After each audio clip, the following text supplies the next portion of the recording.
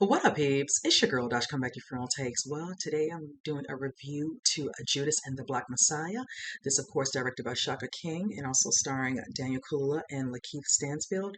First off, this film is beyond powerful, thought-provoking. I can't say enough words about how just impeccable this film was from beginning to end. I was literally immersed in watching this film. And when it comes to anything in regards to our history, I like when it's, told in such a thought-provoking way, giving a certain perspective. Now, being that we don't know so much about Fred Hampton, because it's not like I really learned about him growing up when I was in high school and also even in college. I knew more so when it came to the Black Panther Party about, say, Huey P. Newton, Bobby Seale, Eldridge Cleaver. And I know in regards to them, they started this organization back in 1966. Now, I know it was due to the wake of the assassination of Malcolm X, and also in regards to a police officer killing an unarmed black teen named Matthew Johnson. So that was pretty much the catalyst that started this all. Now, in regards to Fred Hampton, I'm kind of glad we're getting a little bit more insight. I know we've seen things in regards to probably documentaries, things of that nature.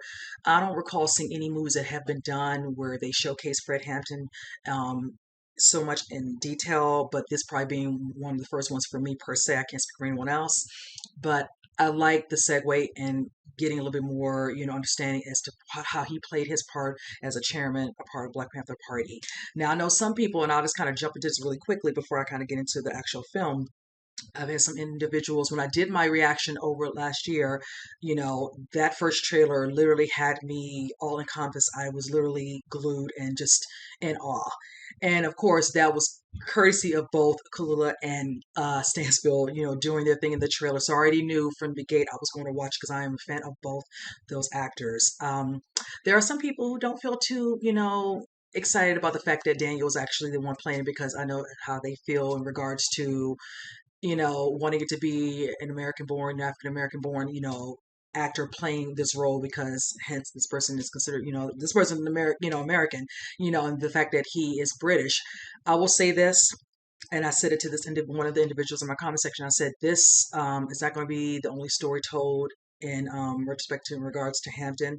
So you might get what you want down the line. Until then, this is what we have, for the storytelling in this moment that we get to watch. And I feel Daniel Kaluuya did an amazing job. So that's kind of what I just wanted to kind of put out there. Now, when it comes to Shaka King, I don't know too much about him because I know he's known for doing a couple, I think, short films, a little bit of TV. So this, I think, is probably his first feature film. I know he wrote, screenplay, and directed.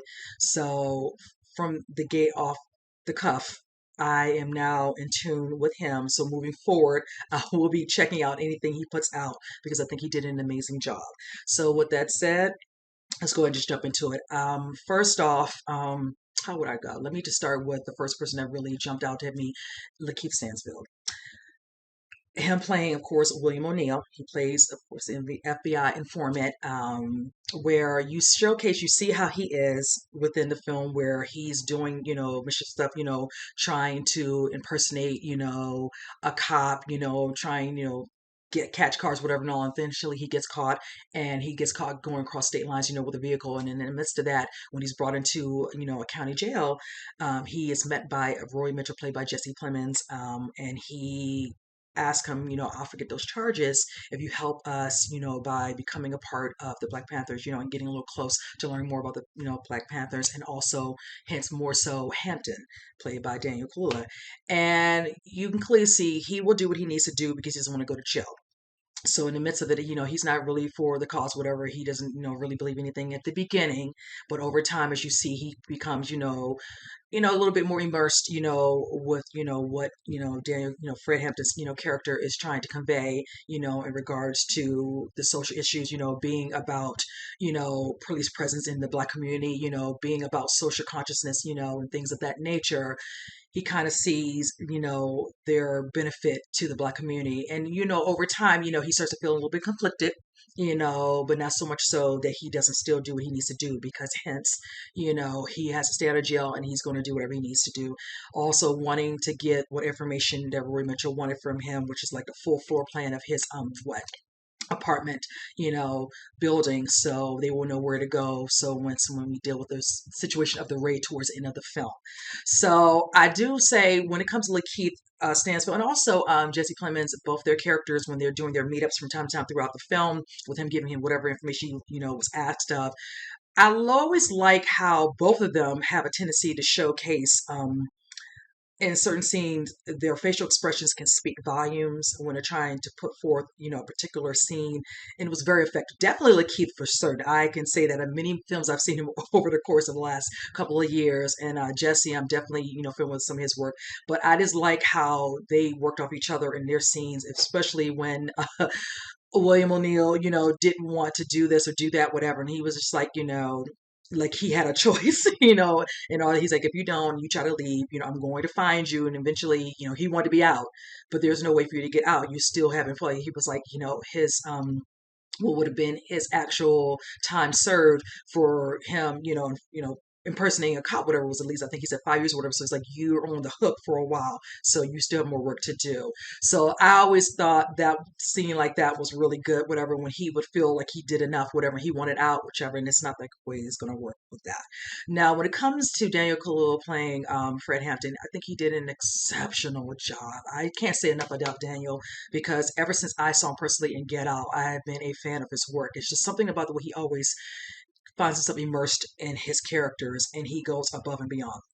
I like how at times when he would, speak, certain scenes where he would, so for instance, like, do, quotable, moments or discourse in his, way of his conveying to the people when he's speaking to the masses about, what, truly he's there for in regards to the Black Panther, and what they stand for. Some people at first, when he's, meeting with some other, students, because you have to remember, these individuals who started this, granted it started from Huey Newton, they were college students. Some of them were young. Some were starting when they were 16, 17 years old. A couple of them were in their 20s. So very, very young. And for somebody to feel so, enlightened and being able to, pick at, certain consciousness, some people get it and some people don't, it was just amazing. And I know in regards to his scenes, I like the scenes he had with Dominique Fishback, where she plays, first a friend, but of course the girlfriend, the mother of his child, Deborah Johnson. I like how eventually you see them, in their scenes where at first it starts with, the love of poetry, and then it turns into more. I like how she brings into the table her part as, when she starts working with him in the actual organization, being able to solicit doctors, to help in volunteering with them. Also, bringing in donations. Also being the one who brought in to the fold with the the free breakfast, program. That was really interesting, showing other highlights as to assuming what the Black Panther stood for. And I actually it was good and refreshing to see that, it's not to make it seem like Black Panther was only about one thing, about, being about, oh, we don't want these individuals in this community, this whatever and all. There was a lot more layers to the organization, a lot that a lot of people don't like to discuss. It is what it is. But if you do the due diligence, you'll learn more. And I love that this film definitely made sure they showcased that within the actual film. Now, speaking of that part, it piggies onto the part where it goes into context with one of the scenes where you see with Roy Mitchell sitting amongst colleagues, and you get introduced to Edgar Hoover, played by Martin Sheen. I'm a fan of Martin Sheen. He's an excellent, excellent actor. I'm going to read what he said. I'm not going to go too much in detail, because this part has to deal with them dealing in regards to the FBI wanting to, infiltrate and learn a little bit more. When he makes a statement amongst his colleagues, he says, the Black Panther Party, without question, represents the greatest threat in the internal security of the country.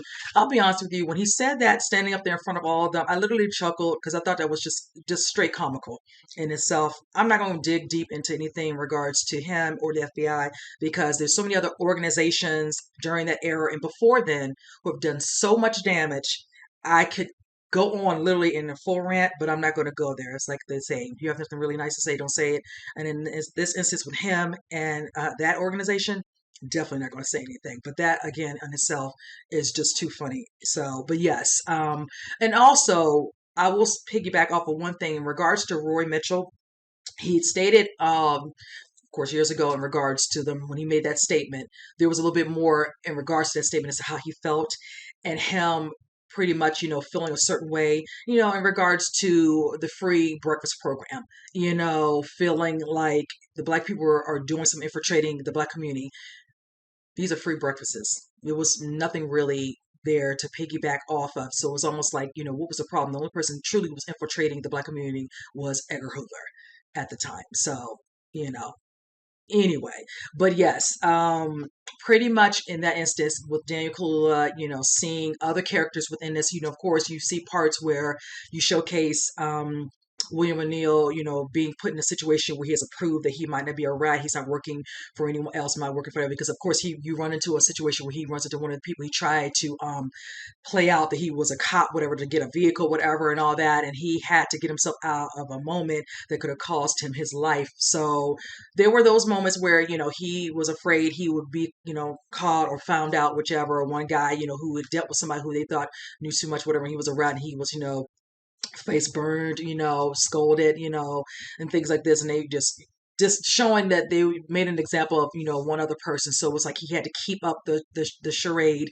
And just knowing that as it got closer and closer throughout the film, of course, Hampton eventually, of course, got locked up and she's out. But then you see a scene that I thought was really interesting where Edgar Hoover and another person, another agent, was sitting in a room, a conversation where when he's talking about his family, he's like, "Why are you bringing my family?" He's like, "Well, the way you're going about, getting what you need from your informant and whatever you need to raise the stakes, whichever." And of course, when it comes to the floor plan of the apartment, then them, of course, being ransacked, burning it up, whatever. You see the showdown with the cops, whatever, betraying the community, whatever, and all the intimidation, whatever. And of course, the shootout doesn't really last that long, whatever. And then, of course, eventually they build it back up. He's out, he feels the progress, of course, Deborah Johnson, she is pregnant.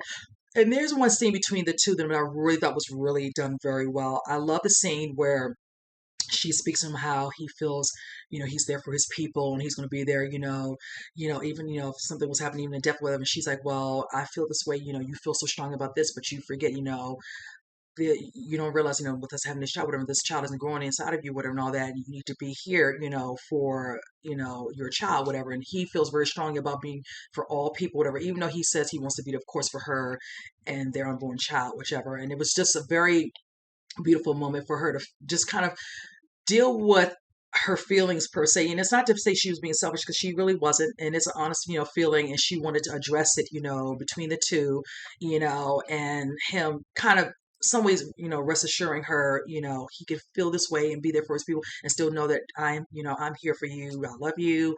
And I just love that scene. I will say towards the end, it was really sad how,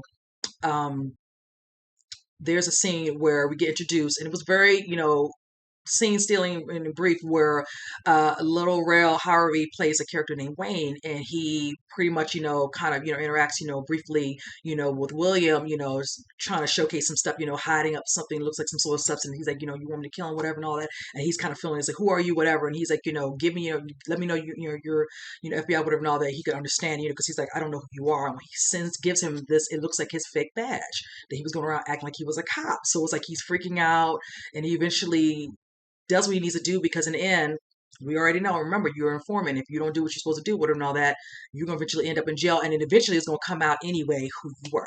So in the instance of that, you see how in the middle of the night, how that happened, how they infiltrate, blowing up, whatever, they're caught off guard, whichever. And the scene was just so horrid how eventually Deborah comes out of the room, and the guy is just so disgusting, putting a gun up to her stomach and then shooting Hampton. And it's like, "Oh yeah, he did now, whatever."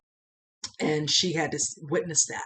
I could only imagine what went through her mind. And then, of course, her over time telling her son, Hampton Jr., oh gosh, and just seeing how the conclusion of Roy meeting with, O'Neill, him giving him keys, "Oh, here's your, gas station, you're free, you're good, whatever, and all that. And him looking around thinking, this is maybe a joke, whatever. He could be setting me up, whatever, and taking it, and then eventually rolling. But I always found it really interesting with him if you all see towards the end of him, the real O'Neill, discussing how he felt because he didn't do any type of interviews until so later on because he stayed within the FBI as an informant and also within, the organization, but then eventually, of course, they dissolved in the early 80s. When that, documentary came out around, I want to say, was it around the first official Martin Luther King holiday? Once it came out, it wasn't long after he committed suicide. There is no way that he was going to be able to roam freely, knowing what part he played, in the instance, regardless if you felt that you understood the cause and you were here for him, you considered him a good guy in the end, you were still doing stuff, personally for your own benefit and then to stay out of prison, whichever. So in the end, there's nothing you're going to tell me in his instance of what he thought he was doing a good thing. That's just my personal opinion, whichever you can think whatever you all want. But overall, I just really like that they didn't flush out so many other different things when it came to Hampton's, speeches too much. They dabbled in it a little bit, but just getting a little bit of more of a vibe of his, overall, perspective, how he carried himself, with the organization, with the people as closest to him, seeing those aspects were really good. Used to say down the road, if they do another film or documentary, whatever, we'll probably get a little bit more where they might go dabble in a little bit more into that, depending on what they have, or if they speak to other people who can kind of give us more insight. But for what we got, for the time we got, because this movie was damn near 2 hours, I thought it was done very well. I really pray for Stansfield and Lakulua that they do get nominated because I think it's so deserving. I can't say enough about both those actors. They came out of nowhere to me personally, going, what, 5, 6 years ago. It was definitely 5 years for me in regards to some of the films. And truly on my radar now. Like I said, I watch pretty much anything they're both in. And I love the work they're putting out. Now, besides that, I will say the cinematography. I just enjoyed the overall look of the film. Another thing I can't say enough about that I enjoyed was the music. I love me a good soundtrack, and I love how music can play a part in a scene and just captures it in such a total way. We have was music by Black Thought. I heard some Nas in that bad boy. Masego, I heard her. Rakim, just to name a few. There was this thing is a full body on the music in this one, but the music truly, I need to snatch that soundtrack up. I just saw the film, so I'm gonna get on that with the quickness. But yes, I feel like with this overall storyline, when you look at this story, my feelings is you can see this as a story of like betrayal, advocacy, loyalty, and fear, all transiting from one person's story. It can be seen from O'Neill, and you can see it, possibly from, just from his point, or even also from Hampton. But I feel like you get a little bit of all of that within this film, and it was just done very, very well. Shaka King did an amazing job. I really hope a lot of people do get a chance to watch this. I know, like I said, you're not really doing it too many theaters, it's select theaters, and it's definitely, I think, on HBO Max. And I definitely, definitely enjoyed this. I look forward to having this in my collection. I don't do too many films where I do with the history because sometimes I just get like, riled up, whichever. But some of them you just got to speak on it. And there was no way I wasn't going to actually do a quick review. This seems like I rambled on a lot, but it's a lot to kind of really cover. And I did the best I could to keep it short and sweet. But I think this is probably just enough that you guys needed. So with that said, you guys comment below how you feel, however little bit you want to, get off your chest. And with that said, I'll see you guys in the next movie. You guys take care.